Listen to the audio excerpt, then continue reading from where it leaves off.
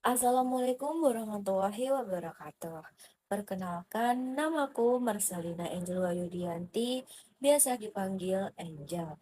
Aku berasal dari kelas 2025 I dengan nomor NIM 25020074073. Di sini aku akan menceritakan jika aku menjadi seorang guru di desa terpencil, maka aku akan mengajar, mengabdi, dan menghubungkan harapan.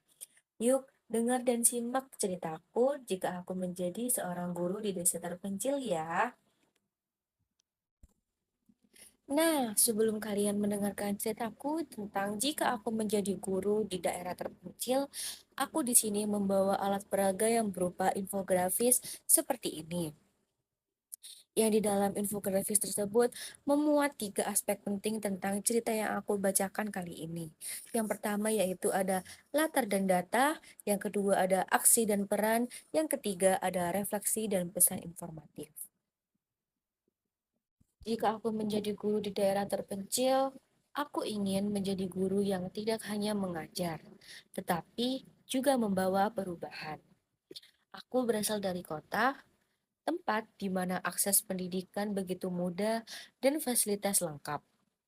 Namun, ketika aku mengajar di daerah terpencil, aku menyadari betapa besar perbedaan antara kota dan desa, terutama dalam hal kesempatan belajar dan sumber daya. Di sana, anak-anak datang ke sekolah dengan semangat yang luar biasa. Meskipun dengan keterbatasan fasilitas, mereka belajar di ruang belajar yang sederhana dengan buku seadanya, namun memiliki keinginan tinggi untuk meraih mimpi. Menurut data Kemendikbudristek di tahun 2023, lebih dari 12.000 sekolah dasar di Indonesia masih kekurangan guru.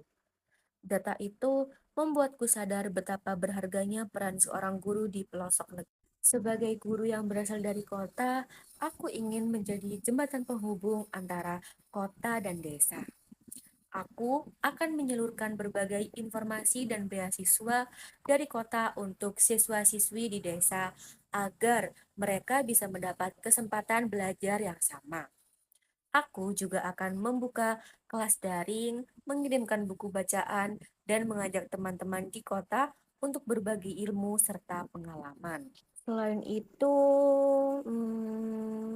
aku akan memanfaatkan alam sebagai ruang belajar agar anak-anak bisa belajar dari lingkungan sekitar tentang kehidupan, kerja keras, dan alam yang menjadi sumber ilmu tanpa batas. Menjadi guru di daerah terpencil bukan hanya tentang mengajar, tapi juga tentang belajar. Belajar menghargai kesederhanaan, kerjasama, dan rasa syukur dari masyarakat desa. Guru sejati bukan hanya menyampaikan pelajaran, tapi juga menghubungkan harapan dari kota menuju pelosok, dari mimpi menuju kenyataan. Karena bagiku, pendidikan sejati adalah ketika setiap anak, dimanapun ia berada, memiliki kesempatan yang sama untuk bermimpi dan berkembang. Pendidikan bukan hanya tentang membaca dan menulis, tetapi tentang membangun masa depan dan menyalakan harapan. Dari desa terpencil hingga kota besar, setiap anak punya potensi yang luar biasa. Mereka hanya butuh pintu yang terbuka dan seseorang yang percaya pada potensi mereka. Sebagai guru, aku ingin menjadi bagian dari pintu itu. Pintu kecil yang mengantarkan mereka menuju mimpi yang sangat besar. Karena aku percaya, satu guru yang tulus bisa menyalakan 1.000 harapan baru bagi masa depan bangsa. Nah, jadi seperti itu cerita jika aku menjadi seorang guru di desa terpencil.